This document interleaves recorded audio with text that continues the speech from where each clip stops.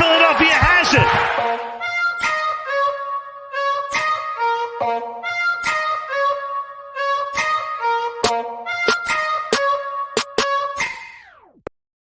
What is going on, everybody? Welcome back to DSM Pregame Live Sixers Cavs edition, streaming to you guys exclusively on DSM Media's YouTube channel. If you guys are new to the channel, head on over to @DSM_media on Twitter.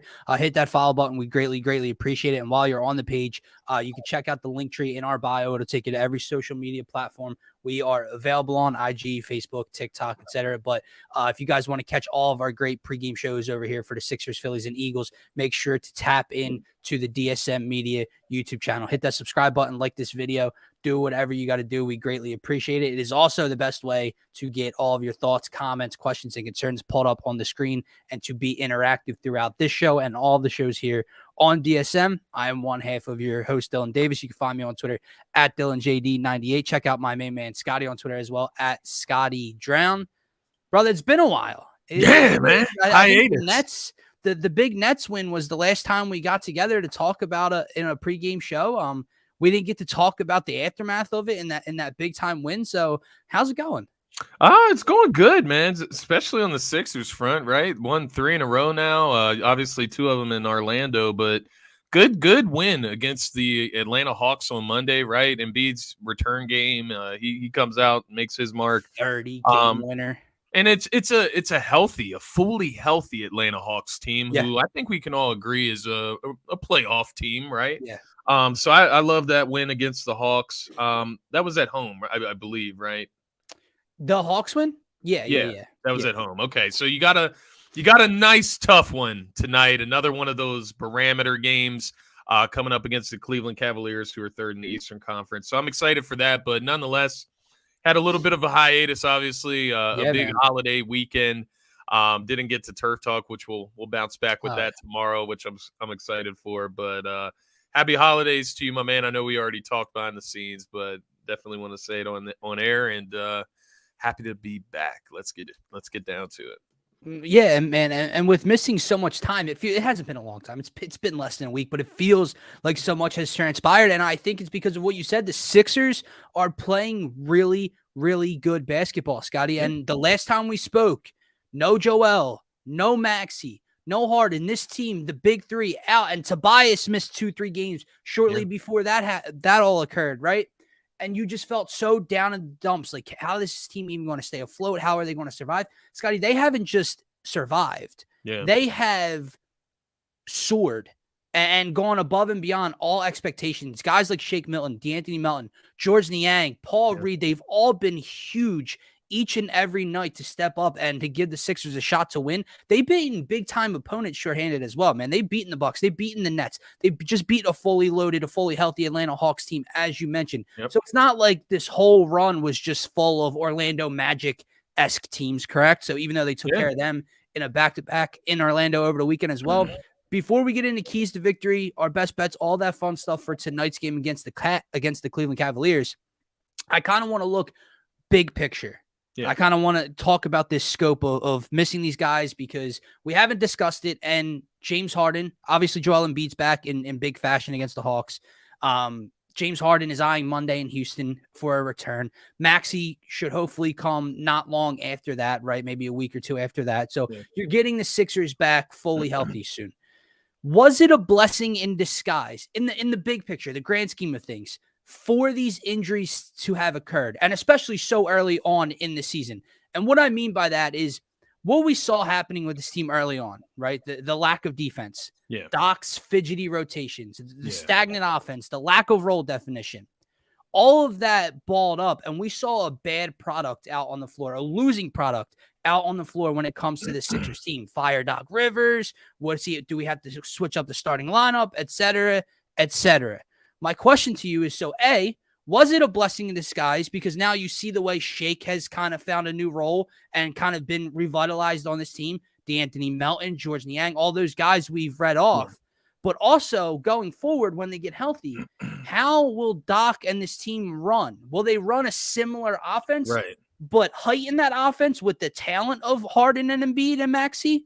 Or will they resort back to the ISO ball, the stagnant offense, the lack of movement?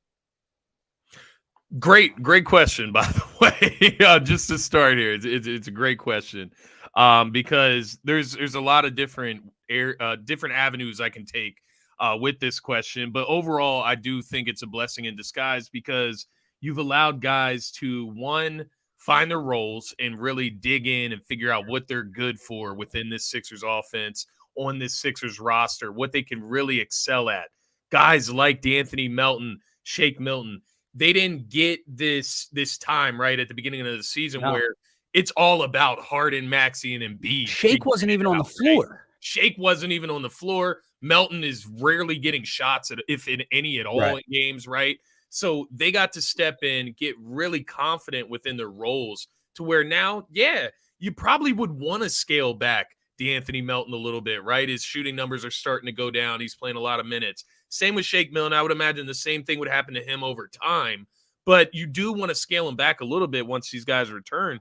But it's a blessing in disguise because specifically Shake Milton, man, has really found his stride. He's been the one, right? Harden and Maxey out. I mean, this dude is really, really getting on his grind.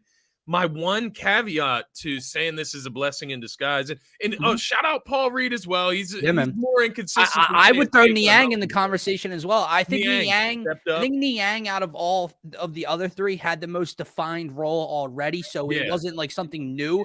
But Niang has done a lot more than I thought he could. Agreed. As kind of a role player that had to step up. And shout out to Tobias Harris, man. He's put up 20 plus points in his last 3 or 4 games. Yeah. So especially down late in games as well, taking over. Huge for him, right? So that's a huge step. But what I would say, my caveat to all of this, Doc Rivers, I have to commend him. During this stretch, he has been fantastic with some of the decisions that he's made down the line. It's been huge. What is he going to do when these guys come back in the rotation? Are you going to play Harden over 35 minutes, 40 plus minutes, Maxey over 35, 40 plus minutes? You don't need to do that now. You have 4 guards that can come in and run the show, play the game the right way, and do everything that you need them to do. You got to keep these guys involved. And that is my one worry, that we could look back on this and be like, damn, what happened to Shake Milton? Why did he just completely fall out of the rotation?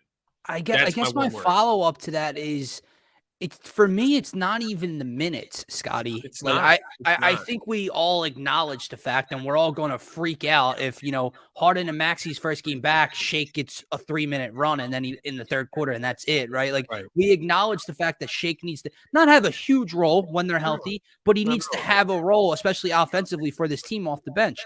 It's not the minutes, though.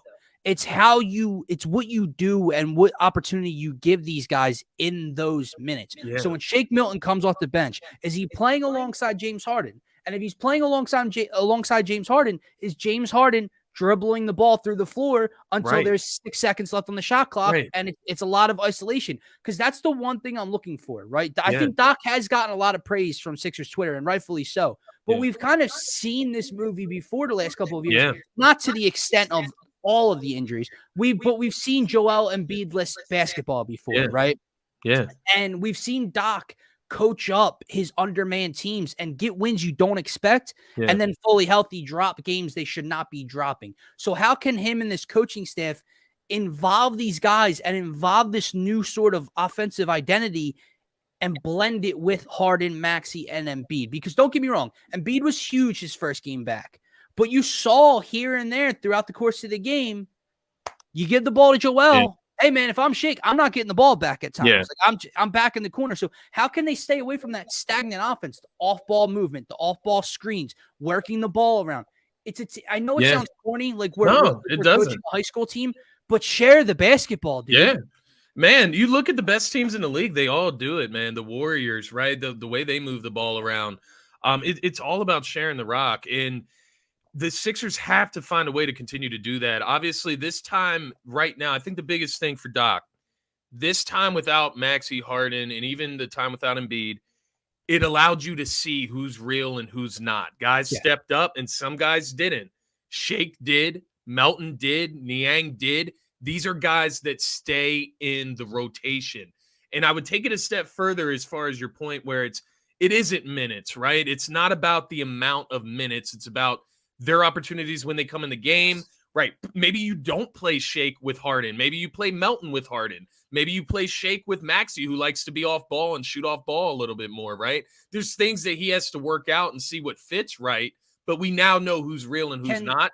The next step that I would even take in what you were saying, it has to be consistent. If it's going to be Shake in the rotation for 5 minutes, it has to be 5 minutes every single game, right?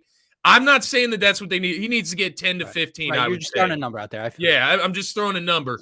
But if it's 10 minutes, then it needs to be 10 minutes every single night. We need consistency within the lineup so these guys can start to really fulfill their roles with the main guys back, right? Can I follow that up and ask you, before in the beginning of the season, and you would see how bad the offense and how bad the bench scoring looked, and it was, man, like Doc has to figure out a way to keep hopefully two of the main four on the floor, if not at least Harden or Embiid or Maxey. Is there a possibility where that's not much of a worry anymore? Can you give Maxey and Harden rest at the same time? And can you play Melton and Milton and have confidence in those two out there? I think you can. And you gotta pick your spots wisely. That comes into coaching, right? But knowing what teams you can do that against and which teams you can't do that against. But yes, on a given night, especially during the regular season, there's no reason you shouldn't be able to sub both of them out at the same time. Now, that doesn't mean you take all four out. That would be ridiculous. But you definitely keep, a Tobias and if you want to bring in Shake and Melton. But I would, to answer your question, I would say yes. They've given me that good feeling that if you put those two guards out there, Melton and Shake specifically, one, they operate well together. They both rebound the ball well. They both play pretty sturdy defense. They can distribute the ball well. They both can hit the threes on any given night. So in a lesser role, especially DeAnthony Melton, because I mentioned that to you before the show, I think he's just gassed right now. I think he's exhausted because he has been playing 35-plus minutes a night. He's been relied on so heavily. You scale that down with Harden and Maxey, and I think he will perfectly fit. Same with Shake. You scale him down, you're going to get that perfect, efficient, whether it's 10 to 15 to 18 minutes a night, whatever it may be. I do love that. I love what we found in this little period here. Like you said, it is a blessing in disguise. That's the best way to put it. It's funny, right? Because our last pregame show, being that Brooklyn Nets pregame show last week, it was so dreadful. When all three were missing that game, we said, find a leader. Find a guy who can get you through this tough time. And it wasn't singular, Scotty. They found leaders and not in the sense of rah-rah through words, locker room leadership, on the floor production, who can get you through this tough time. Multiple guys were able to do it. Right. And like we said in the beginning, man, shout out Paul Reed as well, because he has played above and beyond. I still text you. I still get on him at times. When I just don't know what he's doing offensively, or he picks up a dumb foul early, but he has exceeded my expectations as well over this little run. Let's get into tonight's matchup in Cleveland, though, because the Sixers are looking to continue their winning ways right now, man. And it's funny because I feel like Cleveland, right now, let's just say Cleveland started up here and the Sixers were down here, and it's kind of evening out, right? The Sixers had a very slow start. They're picking up their pace. The Cavs came out like a bat out of hell, and now they're 5-5 over the last 10. They're only one game up on the Sixers in the East. They're kind of coming, maybe not back down to earth. Maybe I don't mean it in that sense. Like they're not a good team and they're coming back down, but it's a little bit more realistic now, where it wasn't, the 10-1 Cavs or whatever. I look at this matchup. These two teams are very similar offensively, Scotty. They're 27th and 29th in pace. They shoot the same field goal percentage. They're 13th and 14th in 3-point field goal attempts. They're 7th and 4th in percentage from three, right? They shoot the same free throw percentage. They are very, very similar offensively. The Sixers have the edge defensively. And it's been one of the more positive things also that we've seen throughout this run here is team defense, getting back. You're not seeing any laziness anymore, getting beat in transition, giving up easy buckets. To me, that's my first key. That's my first advantage here is, to quote the great Mark Zumoff, lock all windows and doors tonight, right? Because if you're the same offensively, where can you find an advantage here tonight? That's on the defensive side of the ball. So create offense from that. Maybe use some of your pace tonight and get a little bit of an advantage there. But defensively is where I'm looking for this game tonight. Who takes on the responsibility of a Darius Garland, of a Donovan Mitchell, right? So That's where I think the Sixers had the first edge. Yeah, I like that point, and I'll take it to a further extent in its perimeter defense, a specific focus there, because you mentioned Darius Garland and Donovan Mitchell. They get in the lane like you said earlier, bat out of hell, right? These guys get into the lane, and it disrupts a lot of stuff. It creates a lot of opportunities for guys around them. So you got to keep them out of the lane, right? You got to have good perimeter defense, and it actually, in a sense, it bodes a little bit better. Now, offensively, you could argue that it outweighs maybe what you get defensively, but DeAnthony Melton, Shake Milton, kind of a better defensive backcourt than Harden and Maxey, quite honestly, which is kind of my idea behind, maybe mixing Melton and Harden at the same time. You balance out Harden's defensive woes with Melton's defensive excels, but that's a story for another day. Nonetheless, I like what we have at the guard spot defensively with DeAnthony Melton, a guy that can just kind of nag people, get into passing lanes, has length, and just plays with energy. And then Shake Milton, who is kind of made himself into a pretty well-rounded, sturdy defender if he can stay out of foul trouble. So I actually like our chances there, but it does start just there, like you said. Defensive side, that's their advantage. But then taking it even further, perimeter defense, you got to keep those guys out of the lane. And I think you have a good chance of winning this game, right? Now, that's easier said than done. My second key kind of the victory here is blending two parts of the offense that you and I talked about earlier on in the show, right? How can we keep the free-flowing, the sharing of the basketball, the off-ball movement, all that stuff in the offense, while also trying to feed Joel Embiid a little bit, dude? Because as beat up as the Sixers are, star power wise, we know that answer. I look at the center position for Cleveland. No Jared Allen tonight. No Kevin Love tonight as well. What are they throwing at Joel? You have Evan Mobley. Get him in foul young, trouble. Undersized, underweight to guard Joel. And you got Robin Lopez way down on the depth chart for them. Yeah. Robin Lopez has never been able to stop Joel Embiid, and that trend is not changing tonight. So I'm looking for them to continue the team game, the teamwork that we're preaching right now, but also exploit that matchup. Joel Embiid should be able to feast tonight down low. That should also play an advantage for the Sixers on the glass as well. Yeah. You hit my two other points here. They kind of ride exactly what you're saying. First thing I had written down, feed Embiid. There's no Jared Allen tonight. Philly should honestly abuse Cleveland inside tonight, right? And like you said, that also comes with the balance of guys like Shake, Tobias Harris, DeAnthony Melton staying aggressive around Embiid. And I think that's part of it too, right?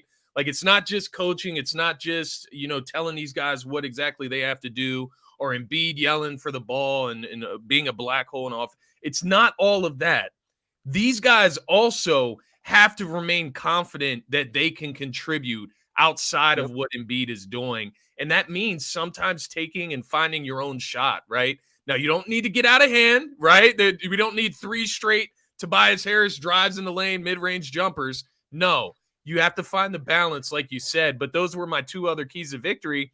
One, you feed Embiid, and there's an efficient way of doing that. I know there has to be, right? And then Shake, Tobias, Melton specifically, even George Niang, we know he's not going to be shy shooting the ball. But continue to be aggressive out and around Embiid, and that includes when Harden and Maxey come back. You come in, even if it's for 5 to 10 minutes, make the most of it, and make sure that you make your imprint on the game the way you're supposed to. So I'm right there with you. I agree with all of your keys. They're the same, basically. I'm trying not to smile at the screen. It keeps taking my focus off of this, but like, that's my point. I hate to keep harping on the fact of how can they keep this newly found offensive system in place when the stars come back. But when you idealize it and you think about what this offense could look like I know how much we love what Shake Milton's doing and George Niang, but keep the same system, insert Joel Embiid, Tyrese Maxey, and James Harden into that system, right? And you kind of view it as like an all-star game, right? When they're sharing the ball and how fun and how free-flowing it looks, right? And that it shouldn't be that difficult when they're healthy, man. Like, shouldn't. I'm not saying you're not going to see isolation basketball. I'm not saying James Harden ain't going to take someone off the dribble for a step back 3. I ain't saying you shouldn't give the ball to Joel Embiid on the block or on the wing and let him go to work. It happens. It's a big part of the offense. It should stay a part of the offense. Yeah. It should not be 85% of the offense when this team is healthy. And I feel that's my one fear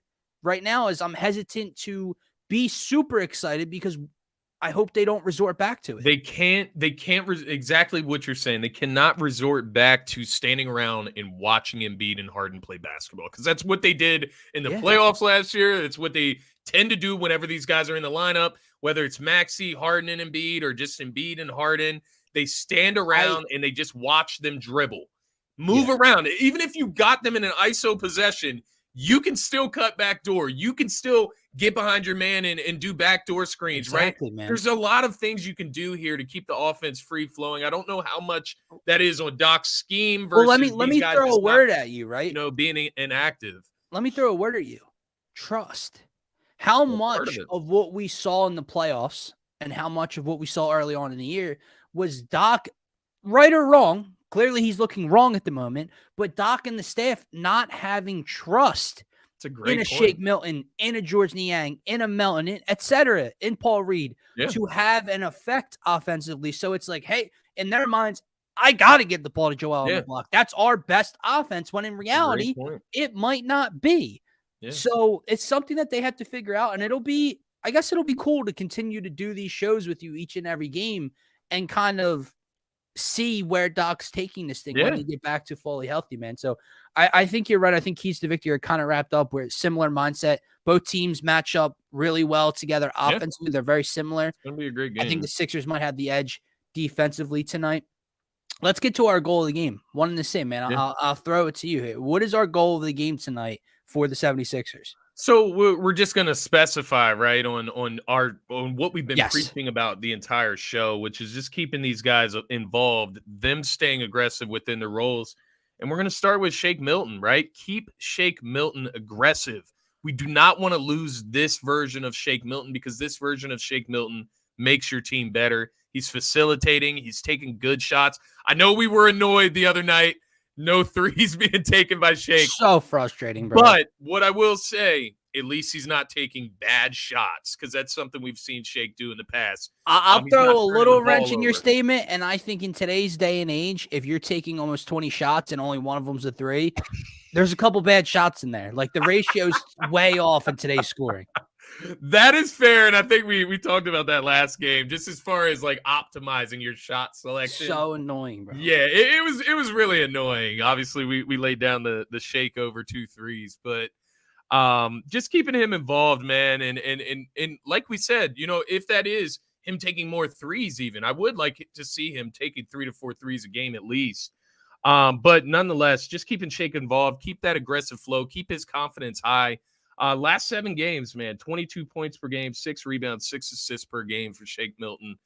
You love to see that. The Sixers have been 5-2 in that span. So obviously, an aggressive, confident Shake is getting this Sixers team wins. And I want to keep that going, man. And that includes once Harden comes back on Monday, if he does make it back against Houston, whatever the case may be. Just want to keep him as well as Harris down the line, right? Keep these guys involved. But tonight specifically, just keep Shake involved, keep that confidence flowing.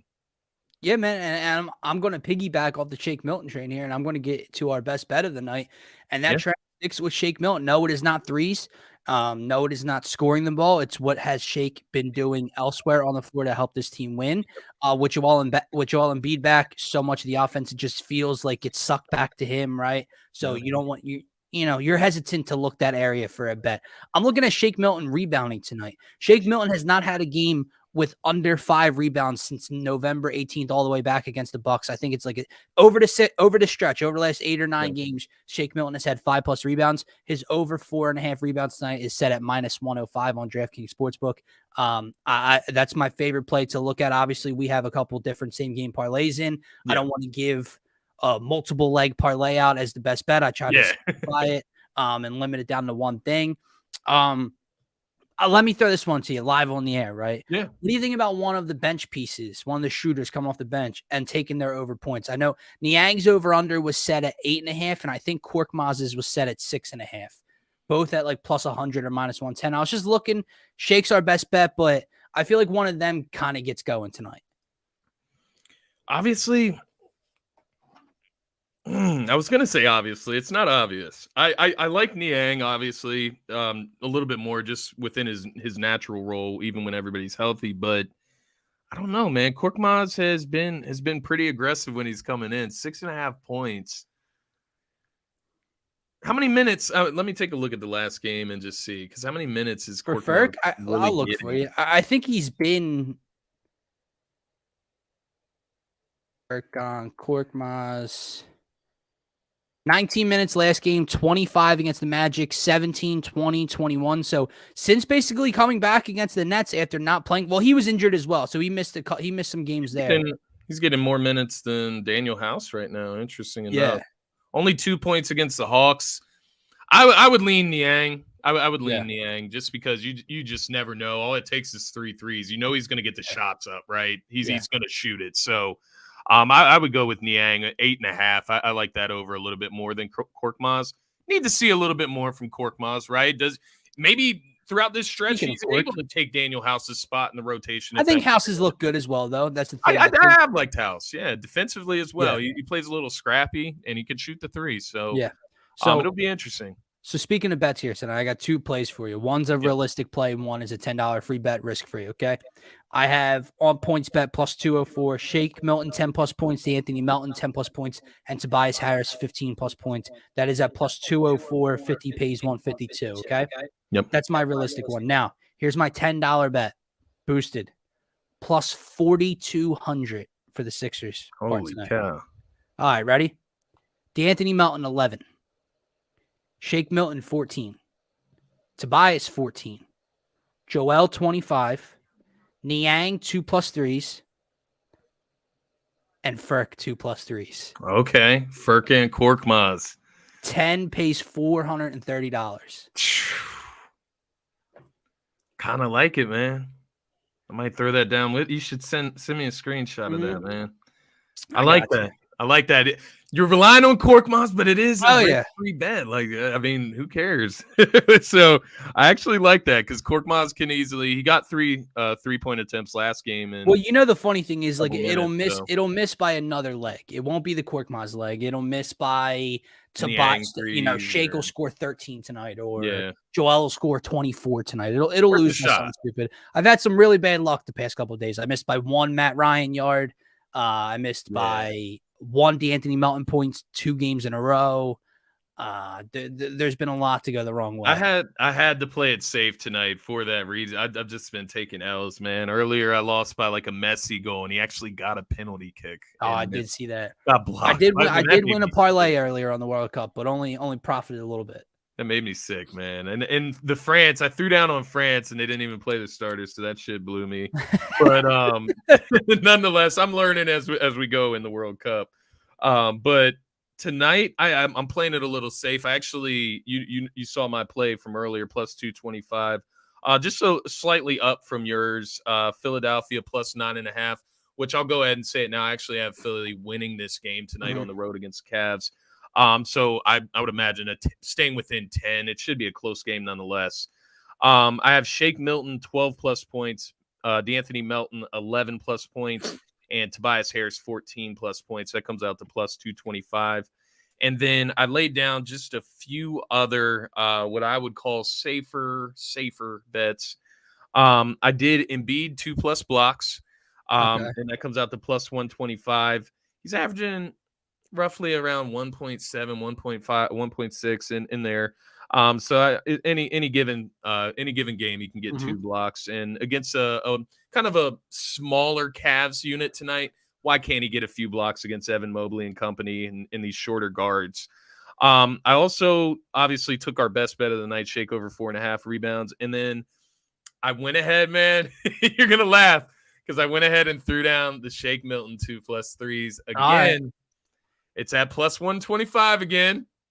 I'm going to sit here and die on this hill if he doesn't hit the 3s. If he doesn't take the 3s, I'm going to be angry. Yeah. If he just takes them and he doesn't hit 2, then that's right. If he goes 1 for 4 tonight, yeah. But I want to bounce back 3-point game from Shake Milton. I think he's going to take that into note from last game. It only took 1. I'm sure they may have said something to him as well. They need him to shoot the 3-pointer, right, when you're playing around Embiid.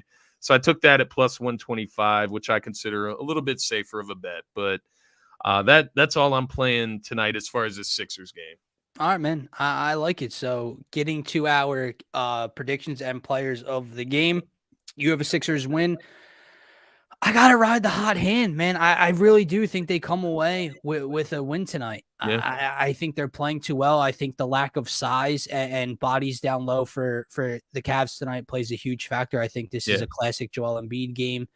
Even though we have others involved in the bets, it's not to say they can't score 10 to 12 points with Embiid playing.